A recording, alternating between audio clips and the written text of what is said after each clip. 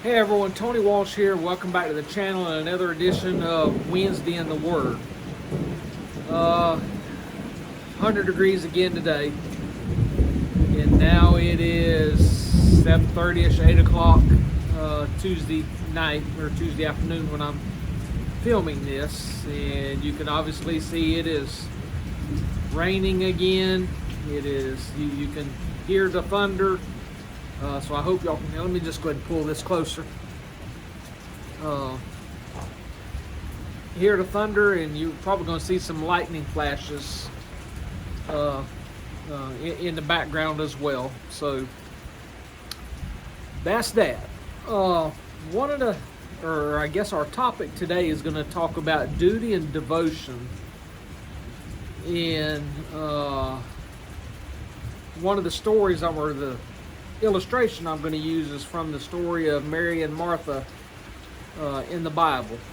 I think this camera is off a little bit sideways. Let me get that right there. Okay.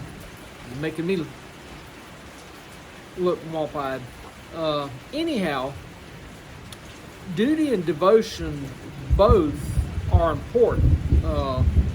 What I spoke about in church Sunday morning, like this past Sunday morning, I first asked the people in the church was why they were there. Were they there because they felt a sense of obligation, or were they there because they wanted to be there? There's a difference. We know as kids, we go to church because Mama drug us to church. It felt like we had to be there. But as we get older in our adult lives, for the most part, it turns out we want to go to church because we know there's a difference between having to and wanting to.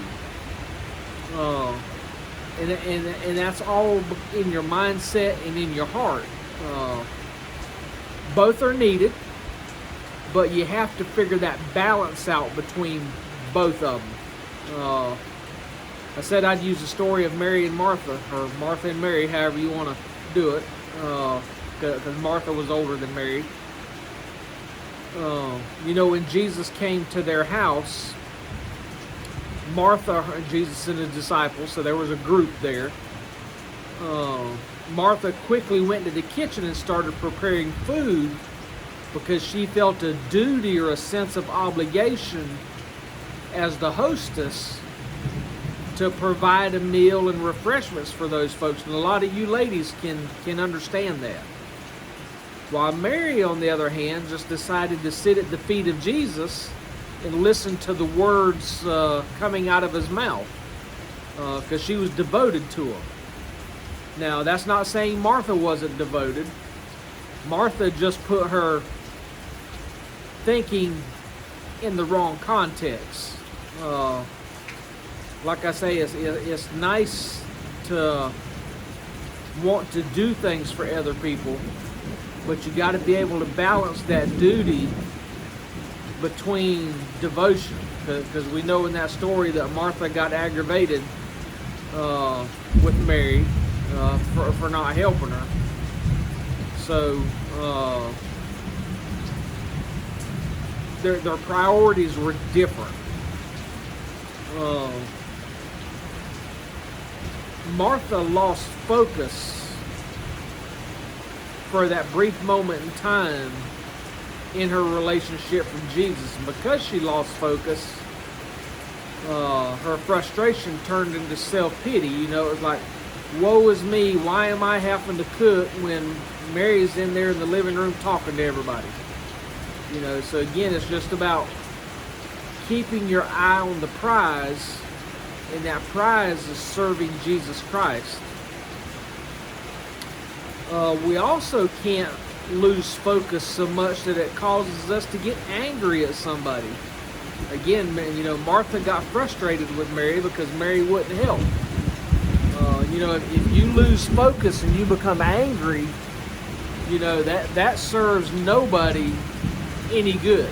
And for the most part, it serves you, if you're the angry one, the least, because you just get more and more frustrated.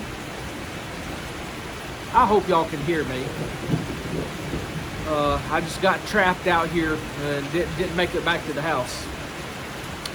Also, the loss of focus can cause oneself to start finding fault with others. You know, one of my sayings is all the time in church, if I point a finger at you, there are 3 fingers pointing back at me. So we have to be careful about finding fault with others. You know, their motives aren't our motives aren't their motives. Our beliefs may not be their beliefs, and vice versa. So just learn to control yourself, because that's all we can do. If we try to control others, you know, then things are just going to be bad, and for the most part, they're going to be bad for you.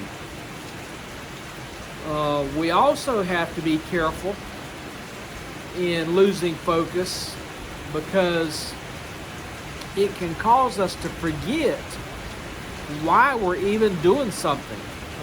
Whether it's going to church, you know, why are we going to church? It's creating YouTube videos. Why are we creating YouTube videos? You know, during this YouTube adventure I'm on, you know, we've changed from farming to, was gonna travel, but then I went back to work. So now we're back to homesteading, farmsteading, whatever you want to call it. So we have to be focused in that, just like making videos. You know, YouTube tells you with the analytics, you need to focus on one thing. Well, I don't make videos for YouTube. I make videos for you and me. I make videos of what's important to me and just share it with anyone that'll watch, because I just want my kids or grandkids or whomever to look at this years later and look at my idiot daddy or my idiot grandpa, you know, making videos and just yip-yapping about this and that. So we have to remember why we do what we do. It's like working at the hospital. You know, to me, it's more than a job. You know, it's a calling. You know, it's there to, and I'm in the maintenance department. I worked on a fire truck and ambulance for 20 years. Give that up. You know, so now I'm over the maintenance department, security department, housekeeping. I had dietary until a month or two ago, and give that over to somebody else. You know, so my focus is to make sure we have the safest and most productive building we can, because if we don't, it doesn't matter how good the doctors are, it doesn't matter how good the nurses are, if the building is falling down around them. So don't forget why you do what you're doing, whatever that may be. Don't let the distractions of the world cause you to lose focus. Don't let the distractions, because I can tell you, Satan's throwing them distractions out there. Satan does not want either one of us to be focused on our families. He don't want us to be focused on our careers. And Satan dang sure doesn't want us to be focused on our faith.